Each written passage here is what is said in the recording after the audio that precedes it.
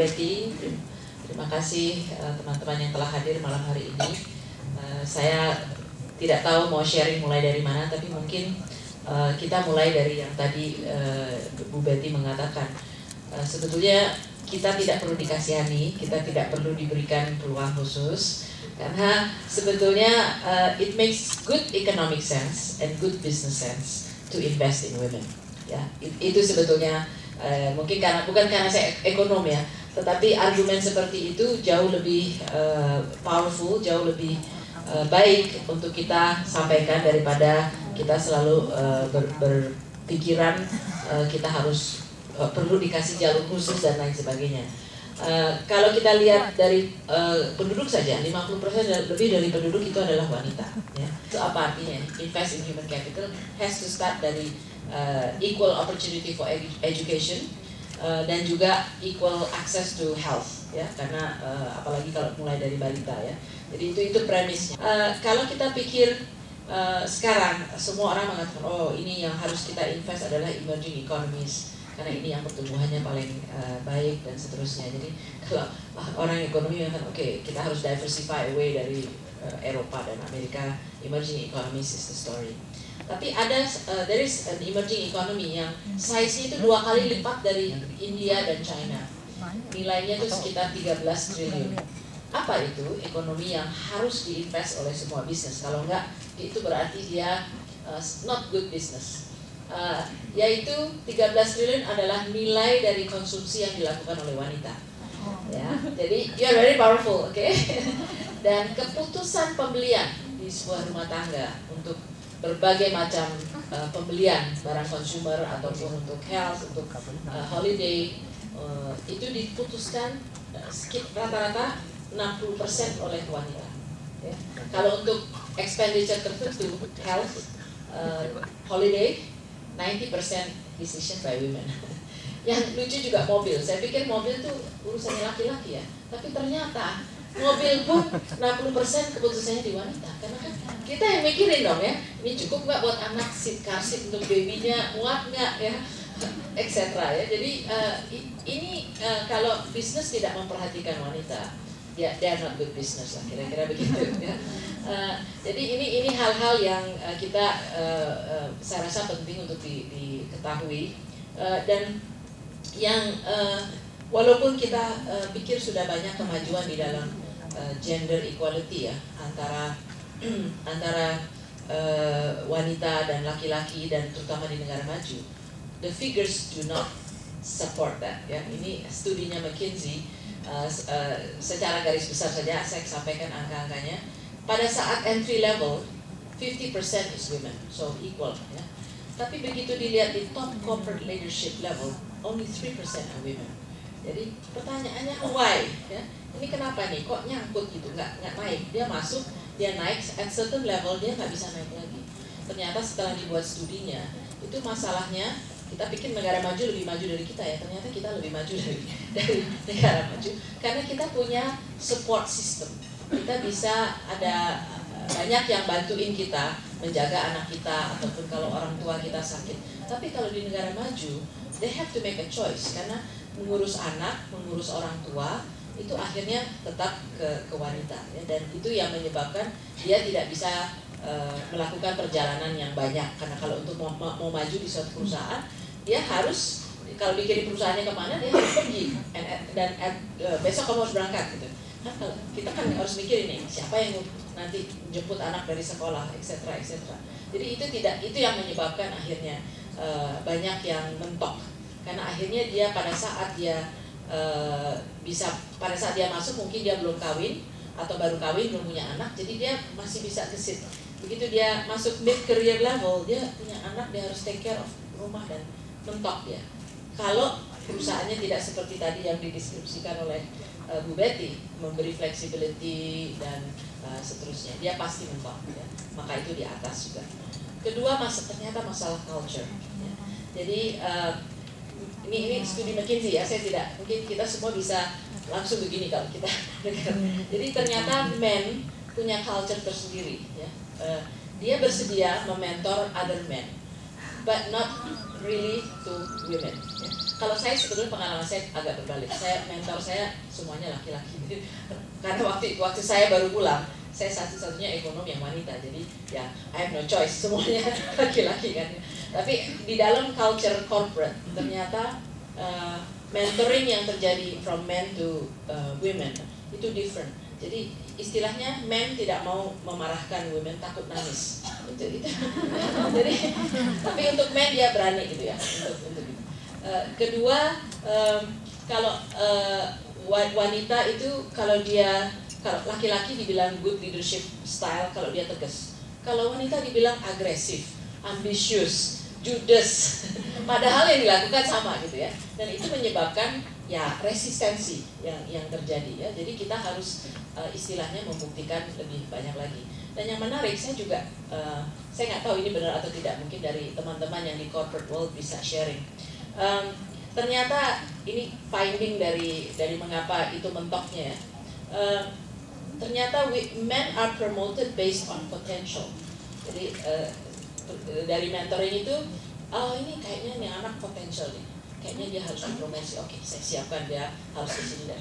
Kalau women, we are promoted based on performance. We have to prove ourselves first sebelum kita dipromote gitu ya. Karena ini wanita nih nanti takut berat lah buat dia, takut ntar dia kalau stres nangis lah ya gitu.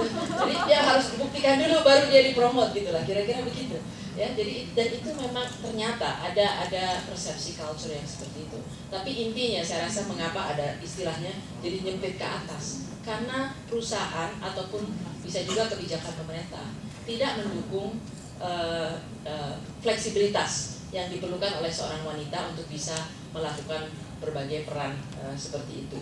Jadi ini beberapa finding yang kita temukan dan dari oleh dari World Economic Summit itu. Jadi mungkin saya tutup dengan demikian apa yang harus kita mempunyai posisi untuk kita perjuangkan dan kita dorong. Pertama saya sih sangat percaya bahwa equality from birth to all the way to the top level itulah yang harus kita perjuangkan, dan untuk setiap tahap itu yang diperjuangkan agak berbeda ya. Ada yang masalah kebijakan, ada yang masalah bagaimana corporate harus berfungsi, apakah kuota diperlukan ya, seperti itu. Kalau dari birth sampai dengan dia masuk sekolah ya, saya rasa Indonesia sudah cukup baik. Angka-angkanya menunjukkan equal participation di dalam education dan as long as it's access to health. Tapi yang lebih masalah mungkin di Indonesia itu culture kali ya. Jadi kalau kita punya anak laki dan anak perempuan, apakah kita akan memberi kesempatan yang sama kepada anak laki-laki dan anak perempuan? Kalau di kota mungkin sudah equal ya. Mungkin 20 tahun yang lalu, 25 tahun yang lalu tidak seperti itu. Saya masih ingat studinya Bu Mei-Ling Wei, ya seseorang yang banyak bikin studi mengenai demography and gender studies. Her finding waktu di UI, girls, young women, dia deliberately underperform. Jadi walaupun dia pintar, dia tidak mau mendapat angka yang paling tinggi karena dia tidak mau kelihatan lebih pintar dari anak laki-laki. Ya, itu culture ya. Karena mungkin waktu saya pun mengalami itu, ibu saya, kamu jangan terlalu pintar, nanti nggak ada anak suami, kan? Kira-kira gitu kan ya. Kamu harus jaga, nanti minder tuh anak laki, jangan. Jadi itu ada that kind of attitude sehingga underperform. Tapi begitu dia repeat studinya about 10-15 years later, ternyata tidak begitu lagi. Wanita, anak-anak perempuan itu sudah tidak mempunyai mindset seperti itu lagi ya. Jadi itu ada perkembangan, ada perbaruan yang terjadi. Dan untuk funnel effect ini, ya disinilah kebijakan dari pemerintah maupun dari perusahaan yang bisa menciptakan flexible environment supaya wanitanya itu bisa naik di jenjang karir. Dan mungkin mentoring dan role modeling itu penting. Ya tentunya kita harapkan bukan hanya dari antara wanita dan wanita, tapi juga dari laki-laki ke wanita, bos yang laki-laki. Ya, dan ini yang kita harus sebetulnya lebih banyak menyebar luaskan hasil McKinsey karena dan dia sudah melakukan itu untuk Indonesia. Sama nggak hasilnya? Saya belum sempat baca. Kurang lebih sama. Ya. Jadi hasilnya adalah if you have more women on your board, you are more profitable, you have higher rate of return. Ada itu empiris loh ya. Jadi ya itu argumennya ya bukan karena kita mau dikasihanin loh. Jadi you kalau have more women on the board, you akan profit, you akan lebih tinggi gitu ya. Dan itu studi, jadi kita tidak berbohong loh ya. Dan McKinsey melakukan studi itu di sini juga. Nah, jadi itu realnya seperti itu. Kalau kita bicara mungkin tidak di corporate level, tapi di working level, di pabrik maupun di ya pabrik ataupun toko. Saya ini pesan dari Bu Linda. Semua perusahaan dan semua tempat kerja harus mempunyai tempat laktasi, ya. Sehingga ini untuk ASI. Kadang-kadang banyak perusahaan juga yang baik membuat tempat penitipan anak juga, ya. Tapi minimal laktasi sehingga dia tetap bisa menyusui. Itu salah satu contoh. Tapi banyak hal yang bisa dilakukan untuk mendukung support system itu seperti apa sehingga seorang wanita itu bisa continue to work at the same time dia bisa terus maju. Ya, itu challenge kalau menurut saya. Kita percaya dengan kuota nggak? Ini mungkin dua isu lagi yang saya akan angkat. Kita percaya dengan kuota nggak? Banyak yang ngangguk. Siapa yang percaya dengan kuota? Saya pendukung kuota dan affirmative action selama itu merit based, tidak sekedar kita harus punya 30% perempuan tapi tidak peduli perempuan seperti apa gitu ya, harus tetap based on performance and merit. Nah itu jadi dikombinasikan seperti threshold 30% untuk anggota DPR, itu kan di tahap pemilihan, bukan pada di tahap sudah jadi anggota DPR. Dan memang terbukti dari 2004 ke 2009 anggota DPR yang perempuan itu meningkat dari 12% menjadi 18%. Ya, tapi it's based on merit karena mereka tetap harus compete ya, untuk dipilih. Kabinet, presiden 4 perempuan, oke? Di kabinet yang pertama, 5 perempuan di kabinet yang ini dan beliau melaksanakan. Dan saya rasa memilihnya based on merit karena kita semuanya adalah profesional, tidak ada yang dari parpol. Ya, jadi ini saya rasa role modeling dan mentoring dan pewujudan yang penting untuk ada keberanian. Ini juga masalah keberanian dari wanita untuk mau mengambil, it's a risk ya, untuk mau mengambil keputusan saya mau maju, tapi saya juga tetap mau mempunyai keluarga, mempunyai anak-anak. Bagaimana saya menjaga semua itu dengan baik? Sudah pasti ada plus minusnya, pasti ada berkorbannya, dan saya rasa semua working mother yang ada di ruangan ini dia bohong kalau dia merasa dia tidak pernah merasa guilty. Kita semuanya pasti ada rasa guilty-nya dan tidak akan habis-habisnya. Tapi itu adalah pilihan, dan selama kita merasa kita sudah melakukan the best ya, yang sudah kita lakukan untuk menjaga balance itu, saya rasa itu tetap worth it untuk kita melakukan melakukan langkah-langkah maju dan berani.